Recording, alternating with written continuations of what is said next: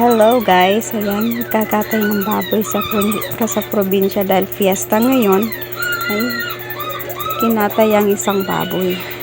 At ganyan lang pala ang pagkatay ng baboy. Ano? Kawawa naman kung tutuusin. Ngingisay-ngisay lang. Sayang yung dugo. Kasi hindi nasahod lahat.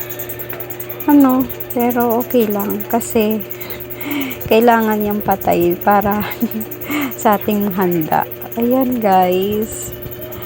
Ngisay-ngisay lang siya dyan. Banda. At mamaya ay atin ang ayan yung dugo. Konti lang. Pero okay lang yan. Kasi didinuguan yan mamaya. Ha? Ayan na. May nag-anuhan nila kung patay na ba o hindi. Kasi at ayan na nga guys. Tapos na nilang tanggalan ng buhok. At hinati na sa gitna, tinanggalan yung mga bituka, kung ano-anong laman ng loob dyan, para ma-chop-chop na siya. At ayan, tsuhin ko si Muling at si asawa ng aking pinsan, si Jonard. At ang aking pinsan na